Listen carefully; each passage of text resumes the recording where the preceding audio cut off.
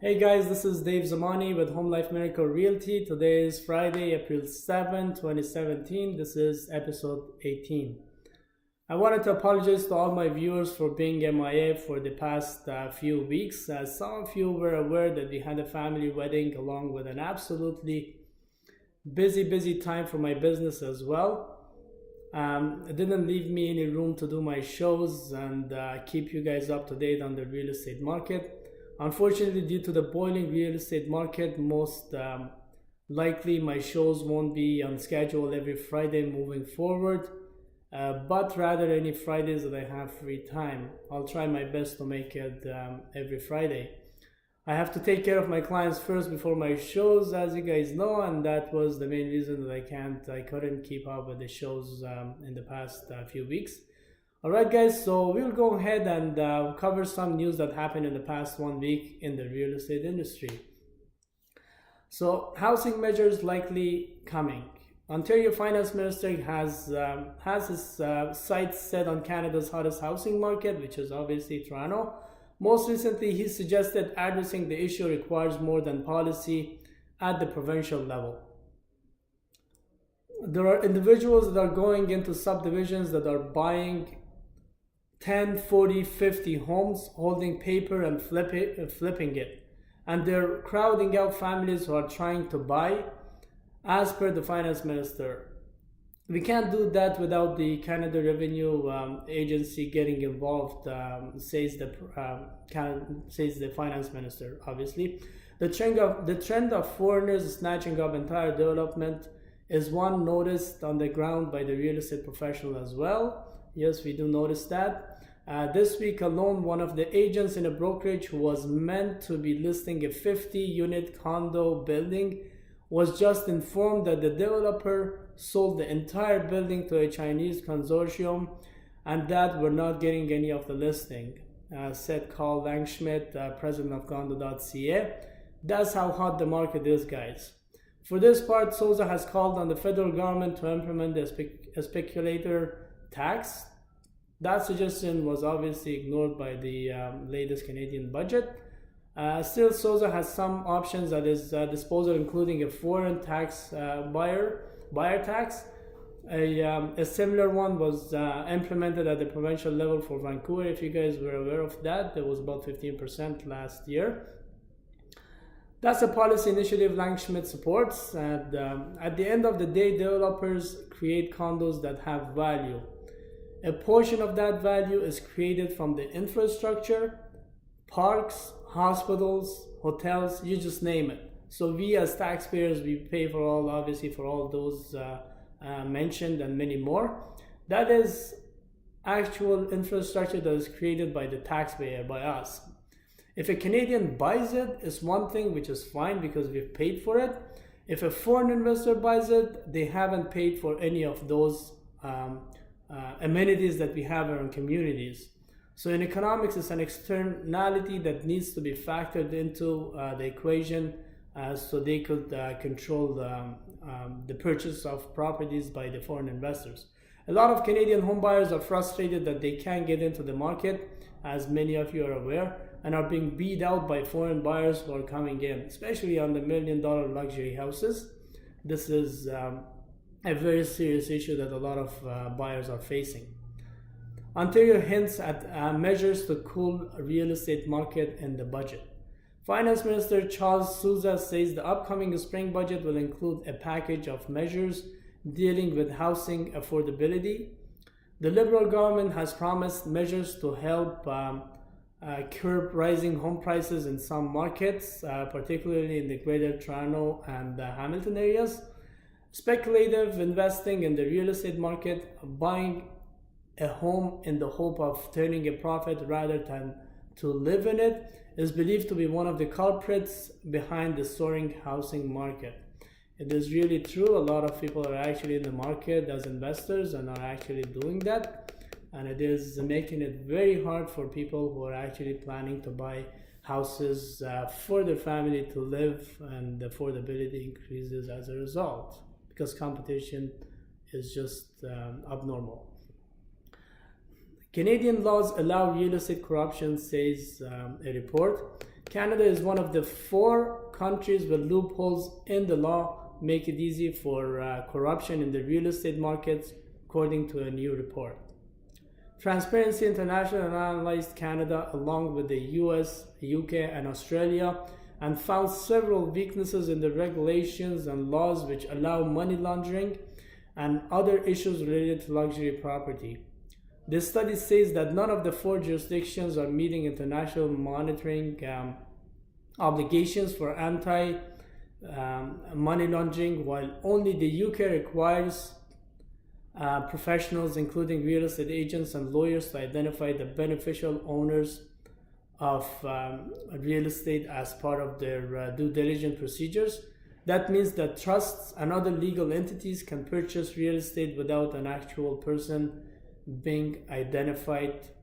Furthermore, foreign companies can purchase real estate without providing details of their real owners, except in Australia, but even then, not in relation to money laundering.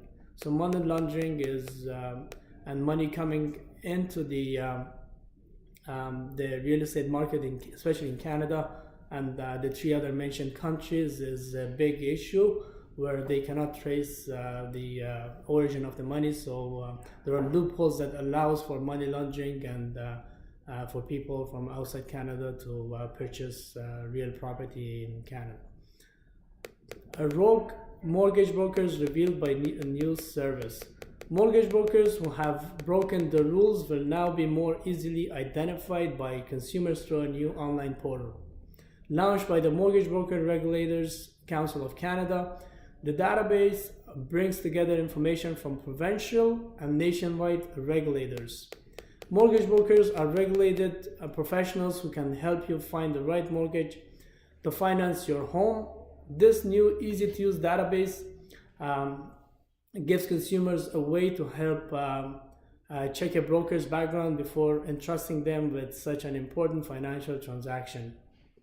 By entering a name or a company in search, consumers will see any disciplinary actions taken against an individual broker or their company. The information will remain on the system for the same time as it does on the provincial or other regulators' database. Checking the status of mortgage brokers should still be done via provincial regulators' website. So for those who are actually curious to know what kind of mortgage brokers they're dealing with and they're not sure of their background, they can always go to these regulators' database and websites and enter the name or their company name, and they can check about their background and find out if there is any issues with that individual mortgage broker or the brokerage. Banking head speaks out on Toronto real estate market. Governments may have to impose more measures to cool Toronto's housing market if prices remain overheated after the spring buying season, said Bank of Nova Scotia's Canadian banking head James O'Sullivan. Ontario Premier calls rent doubling egregious, promises rent control soon. Ontario's Premier says she isn't buying any argument from the development industry that a stricter rent control will do more harm than good for renters in the province. Developers and economists have warned that the new rent control law, which the Ontario government has said is developing, will discourage the construction of new rental properties, squeezing the already tight supply of rental homes. So the developers are warning the provincial government not to put any more regulations on the rent increase, so they could actually go ahead and develop more buildings because the rental supply is not meeting the demand. So we have the same issue as housing market in the rental market as well, where supply is not enough and the demand is very high. Vancouver demand rebounds, but there's not much to buy. Although March sales reported by the Real Estate Board of Greater Vancouver were 30% below the record-breaking sales of a year earlier, they were 46% up from February and almost 8% above the 10-year average for the month. While demand in March was below the record high of last year, we saw demand increase month to month for condos and townhouses in the Greater Vancouver area. So even after the implementation of that 15% tax, the luxury home market has been obviously affected big time because a lot of them were actually purchased by the foreign buyers. But we're still seeing an appreciation increase in the house prices in the greater Vancouver areas for the other type of houses, specifically condos and townhouses, as per the reports for real estate. Toronto area home prices soared in March. Average price in GTA hits $916,567 as per Toronto Real Estate Board. The cost of Toronto area real estate soared again in March, with the average price jumping 33.2% from the same month last year and nearly 5% from February. So that's a very, very high increase. The Toronto Real Estate Board reported Wednesday that the average price in the area rose to $916,567 last month, up from $688,011 in March 2016, which is about a year ago, and up 4.6%, nearly 5%, from $875,983 in February of 2016. So as you could see, guys, there is about nearly the average home prices in the greater Toronto area have increased by nearly $600,000 to $700,000 in just a month. Toronto home sales up 18%, prices up by a third. The heat in the greater Toronto area's housing market shows no signs of slowing, with sales increasing year over year by 17.7% in March to 12,077 transactions. Toronto Real Estate Board reports that listings were up 15.2% year over year to 17,051, with detached homes seeing the biggest gains. However, the added supply did not soften prices, as high demand and competition between buyers saw the HPI benchmark price rise 28.6% and the average sales price across the Toronto Real Estate Board area up 33.2% to $916,567. Annual rates of price growth continues to accelerate in March as growth in sales outstripped growth in listings by far. A substantial period of month in which listings growth is greater than sales growth will be required to bring the GTA housing market back into balance.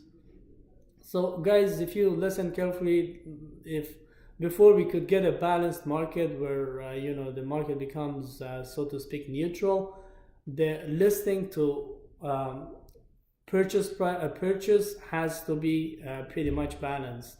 So the demand has to meet the supply, and that's when the market will actually balance out and neutralize. And something like that is actually, there are signs that the market is actually seeing more inventory right now. But to get to the point where it balances out the market, we have a long way to go before that happens. I don't see it happening this year unless they have some strict rules, which still I wouldn't be surprised if it doesn't balance out the market. So it will take a period of at least a year and a half to 2 years before they could even balance the market, should they go and implement some interest hikes or other rules and regulations in the market. As policy makers seek to achieve this balance, it is important that an evidence-based approach is followed. So the next one is the RBC chief increasing concern over housing market. The housing market in Toronto, Vancouver requires government intervention, the chief executive of RBC said Thursday. Dave McKay said that he is increasingly concerned about the two hottest Canadian housing markets, citing high demand, low supply, and low interest rates among the unhealthy combination of factors that are concerning. So, high demand, low supply, and low interest rates are an unhealthy combination of factors that he told shareholders that he is confident in the strength of the lender's mortgage book, but warned that the economy could be damaged if consumers' spending decreases due to higher housing costs. As for a solution, McKay said that it will need several measures. from all levels of government before they could have a solution in balancing out the market when it comes to buying versus supply. All right, guys, this is it for this episode 18th of the Real Estate Corner.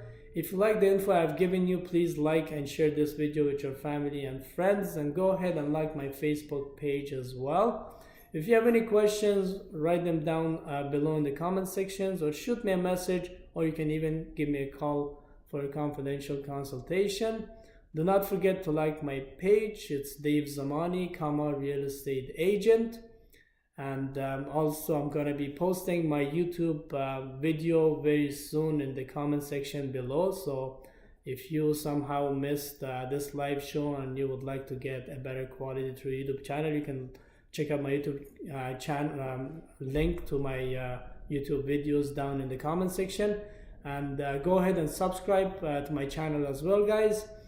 Thank you for watching, and hopefully this information helped you out to make a better decision in buying or selling your properties. And have a great and safe weekend, and see you guys next time.